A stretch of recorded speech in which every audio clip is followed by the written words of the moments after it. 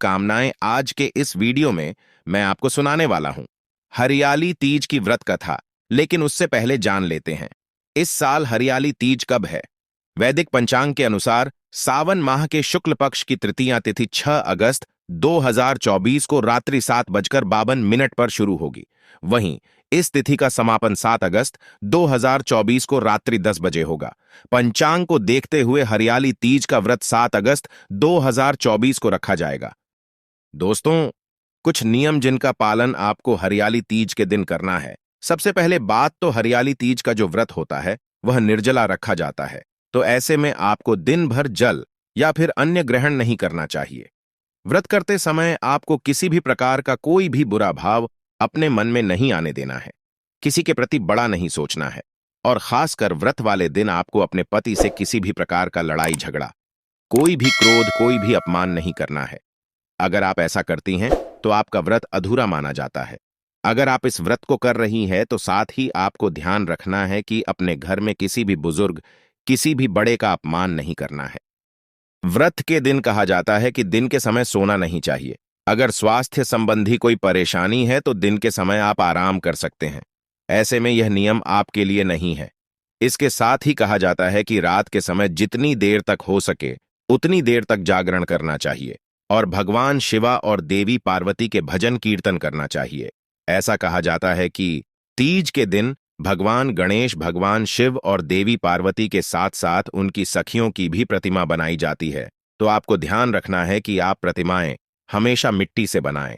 कहा जाता है कि मिट्टी से बनी हुई मूर्तियां की पूजा करना हिंदू धर्म में शुभ माना जाता है। इस प्रकार अगर आप पूजा करती हैं तो आपकी पूजा सफल मानी जाएगी।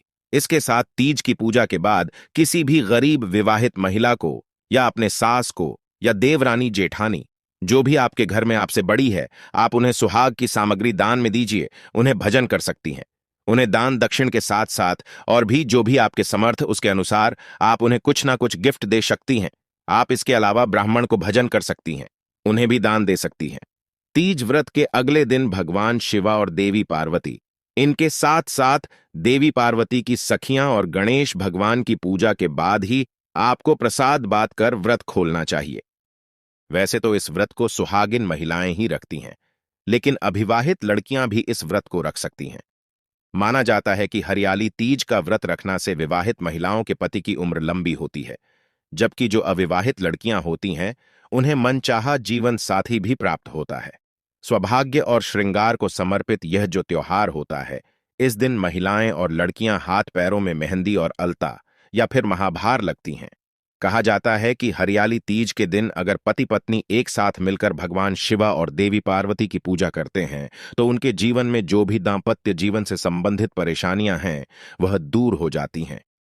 अगर किसी वजह से आप इस बार हरियाली तीज का व्रत नहीं रख पाती हैं, या फिर आप हर साल व्रत रखती हैं और किसी बार आप व्रत न रख पे या आपकी तबीयत खराब है, कोई भी वजह हो सकती है, तो आप चाहे तो आपके घर की कोई दूसरी महिला या फिर आपके पति भी इस व्रत को आपके बदले रख सकते हैं और अपने व्रत का पुण्य आपको दान दे सकते हैं।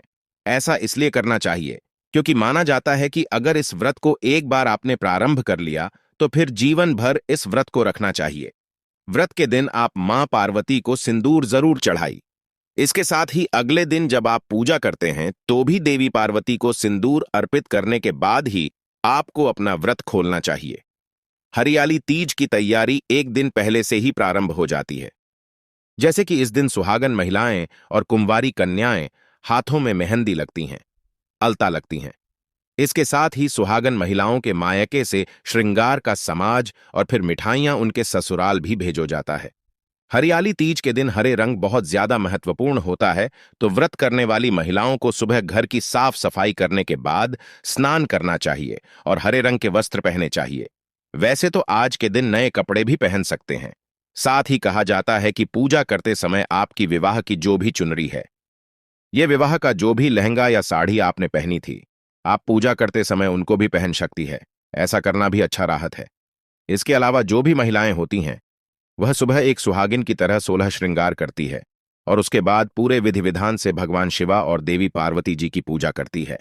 आज के दिन आप भगवान शिवा को भांग, धतूरा, बेलपत्र अर्पित करें और देवी पार्वती को सिंदूर अर्पित करने के साथ साथ जो भी 16 श्रृंगार की सामग्री होती है, जैसे कि अगर आप सारी सामग्री नहीं भी अर्पित करें तो आपको आज के दिन देवी पार्वती की जो भी महिला विधि विधान से पूजा करती है उसको इसका फल जरूर मिलता है। आगे आपसे रिक्वेस्ट है कि चैनल को सब्सक्राइब जरूर करेगा। अब हम हरियाली तीज की कथा के अनुसार भगवान शिव ने देवी पार्वती जी से कहा था, इस व्रत को जो भी अविवाहित कन्या पूरी श्रद्धा और भक्ति भाव से करेगी उसे तुम्हारी तरह अचल सुहाग की प्रताप होगी, और जो भी सुहागिन महिला इस व्रत को करेगी उसके सुहाग की लंबी उम्र का वरदान उसे प्राप्त होगा। दोस्तों, भाद्रपद मास की शुक्ल पक्ष की तृतीया को हरतालिका तीज का त्योहार मनाया जाता है। इस दिन सुहागन महिलाएं पति की लंबी उम्र के लिए व्रत रखती हैं। सबसे पहले इस व्रत को माता पार्वती ने भगवान शिव के लिए रखा था, तो सुनते हैं हरतालिका तीज की व्रत कथा।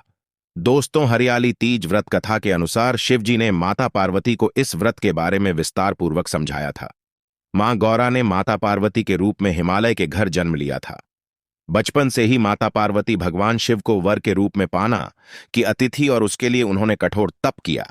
12 सालों तक निराहार रहकर उन्होंने कठोर तप किया। यह सब देखकर उनके पिता बहुत दुखी थे।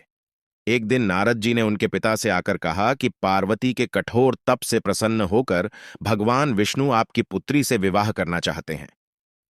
नारद मुनि की बात सुनकर महाराज हिमालय बहुत प्रसन्न हुए।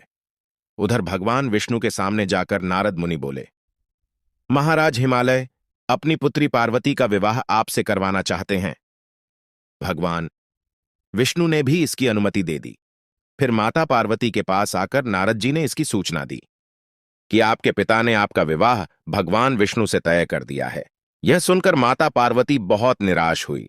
उन्होंने अपनी सखी को बताया कि वह भगवान शिव को पाने के लिए यह व्रत कर रही हैं। माता पार्वती की इच्छा अनुसार उनके पिता महाराज हिमालय की नजरों से बचाकर उनकी सखियां माता पार्वती को घने सुनसान जंगल में स्थित एक गुफा में छोड़ आई। यहीं रहकर उन्होंने भगवान शिव को पति के रूप में पाने के लिए कठोर तप शुरू किया, जिसके लिए उन्होंने रेत पर एक शिवलिंग की स्थापना की। संयोग से हस्त नक्षत्र में भाद्रपद शुक्ल तृतीया का पहला दिन था। जब माता पार्वती ने शिवलिंग की स्थापना की थी, इस दिन निर्जला उपवास रखते हुए उन्होंने रात्रि में जागरण भी किया था। उनके कठोर तप से भगवान शिव प्रसन्न हुए और माता पार्वती को उनकी मनोकामना पूर्ण होने का वरदान दिया कि अगले दिन अपनी सखी के साथ माता पार्वती ने व्रत का पारण किया और समस्त पूजा सामग्री को गंगा नदी में प्रवाहित कर दिया। उधर माता पार्वती के पिता भगवान विष्णु को अपनी बेटी से विवाह करने का वचन दिए जाने के बाद पुत्री के घर छोड़ देने से व्याकुल थे। वह माता पार्वती को ढूंढते झुक स्थान तक जा पहुंचे जहां माता पार्वती थी। इसके बाद माता पार्वती ने उन्हें अपना घर छोड़ देने का कारण बताया और भगवान शिव से विवाह करने का अपना संकल्प और भगवान शिव द्वारा मिले वरदान के बारे में भी बताया। इसके बाद माता पार्वती के पिता हिमालय ने भगवान विष्णु से माफी मांगी और वे भगवान शिव के साथ माता पार्वती के विवाह के लिए राजी हो गए। कुछ समय बाद उन्होंने माता पार्वती का विवाह भगवान शिव के साथ पूरे विधि विधान पूर्वक करवा दिया। मान्यता है कि इस दिन रूम महिलाएं विधि विधान पूर्वक और पूर्ण निष्ठा से इस व्रत को करती हैं। वे मनचाहे वर को प्राप्त करती है। साथ ही यह पर्व दाम्पत्य जीवन में खुशी बरकरार रखने के उद्देश्य से भी मनाया जाता है। दोस्तों, ऐसी और कहानियों के लिए हमारे चैनल प्राचीन ज्ञान दर्पण को सब्सक्राइब करें। तो दोस्तों, आशा करते हैं आपको हरियाली तीज की व्रत कथा हमारे द्वारा सुनाई गई, पसंद आई होगी। वीडियो अच्छी लगी हो, वीडियो को लाइक करके चैनल को सब्सक्राइब करें। अंत तक जुड़े रहने के लिए बहुत बहुत धन्यवाद।